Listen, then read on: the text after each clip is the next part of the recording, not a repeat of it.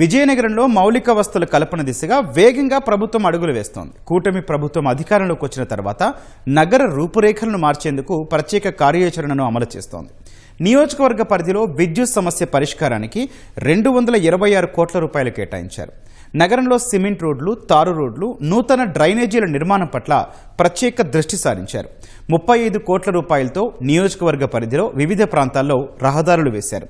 VMRDA ద్వారా మంజూరైన 15 కోట్ల రూపాయల నిధులతో అనేక అభివృద్ధి కార్యక్రమాలు చేపట్టారు. మరిన్ని విషయాలు మా ప్రతినిధి కనకారావు గ్రౌండ్ రిపోర్ట్ ద్వారా అందిస్తారు. విజయనగరంలో కూటమి ప్రభుత్వం అధికారంలోకి వచ్చిన తర్వాత నూతన రోడ్లు కానీ, తాగునీటి సమస్య కానీ, కొత్త డ్రైన్ల సమస్య పరిష్కారం అయ్యింది. దీని పట్ల ఆయా ప్రాంతాల ప్రజలు సంతోషం వ్యక్తం చేస్తున్నారు. ఒకప్పుడు వర్షం పడితే తమ కాలనీలో ఉండే రోడ్లంతా కూడా బురదమయమయ్యి రాకపోకలు సాగించేందుకు తీవ్ర అవస్థలు ఎదుర్కొనే వాళ్ళమని చెబుతున్నారు. కూటమి ప్రభుత్వం వచ్చిన తర్వాత VMRDA నిధులు 15 కోట్ల రూపాయలతో నూతన రోడ్లు నిర్మించడంతో పాటు డ్రైనేజీలు కూడా నిర్మించింది. దీంతో పాటు కరెంటు సమస్య అనేది విజయనగరంలో తీవ్రంగా ఉండేది. గతంలో ప్రధానంగా రోజులో 2-3 గంటలు, 4-5 గంటలకు కూడా విద్యుత్ తీసేసిన పరిస్థితి ఉండేది. ఈ గవర్నమెంట్ వచ్చిన తర్వాత ఆ సమస్య పరిష్కారానికి చర్యలు తీసుకుంది. అందులో భాగంగానే 100 చోట్ల గమనించి ఆయా ప్రాంతాల్లో ట్రాన్స్ఫర్లని ఏర్పాటు చేసింది. దీంతో పాటు వేణుగోపాలపురం దగ్గర సుమారు 200 కోట్ల రూపాయలతో సబ్స్టేషన్ అనేది నిర్మిస్తోంది.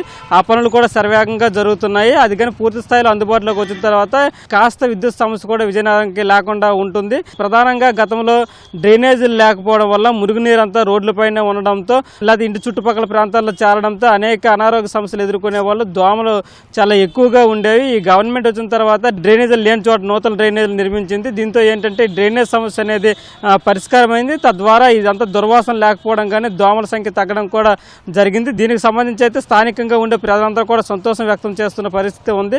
అదేవిధంగా ప్రధానంగా రహదారుల సమస్య తీవ్రంగా ఉండేది. 35 కోట్ల రూపాయలతో ఈ రహదారుల సమస్యకి ఒక పరిష్కారం అనేది ఈ కూటమి ప్రభుత్వం చేపట్టింది. దీంట్లో భాగంగా విజయనగరంకి సంబంధించి అనేక కాలనీలకి నూతన రోడ్లు అనేవి వచ్చాయి. ఈ నిధులతో నిర్మించిన రోడ్లతో ఈ ప్రాంతాలకి రాకపోకలు సాగించేందుకు ఎటువంటి ఇబ్బంది లేకుండా ఉంది. గతంలో రోడ్లపైన భారీ గుంతలు ఏర్పడడంతో రాకపోకలు సాగించేందుకు ప్రజలు సైతం తీవ్ర ఇబ్బందులు ఎదుర్కొనే పరిస్థితి ఉండేది.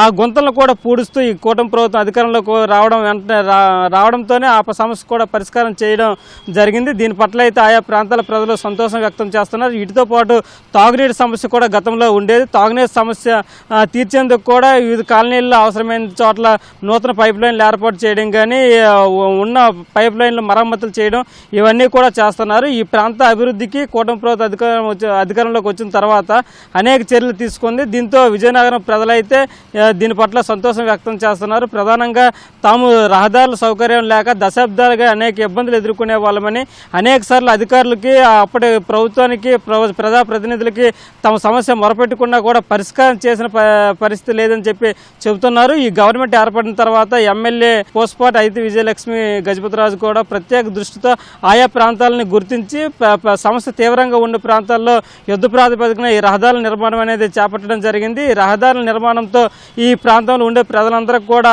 ఇబ్బందులు అనేవి తీరాయని చెప్పవచ్చు. ప్రధానంగా వర్షాకాలం అయితే ఈ కాలనీల్లో సమస్య మరింత ఎక్కువగా ఉండేది. బురద, తర్వాత దుర్వాసన, దోమల తీవ్రత ఎక్కువగా ఉండడంతో అనేక ఇబ్బందులు ఎదుర్కొనే వాళ్ళు. సరైన డ్రైనేజ్ లేక, రహదారులు లేక, విద్యుత్ సౌకర్యం సక్రమంగా రాక, తాగునీటి సమస్య ఉండడంతో ఈ ప్రాంత ప్రజలందరూ కూడా అనేక ఇబ్బందులు ఎదుర్కొన్న పరిస్థితి ఉండేది. ఈ గవర్నమెంట్ రావడంతో మౌలిక వస్తువులైన ఈ సమస్యలన్నింటిని కూడా పరిష్కారం చేసేటట్లుగా చర్యలు తీసుకుంది. దీంతో ఈ ప్రాంత ప్రజలందరూ కూడా కూటమి ప్రభుత్వానికి ధన్యవాదాలు తెలియజేస్తున్నారు. తమ ప్రాంతం ఈ విధంగా అభివృద్ధి చెందడం పట్ల వీళ్ళంతా కూడా సంతోషం వ్యక్తం చేస్తున్నారు. కెమెరామెన్ నాగేశ్వరరావుతో కనకారావు, ఈటీవీ న్యూస్, విజయనగరం నుంచి.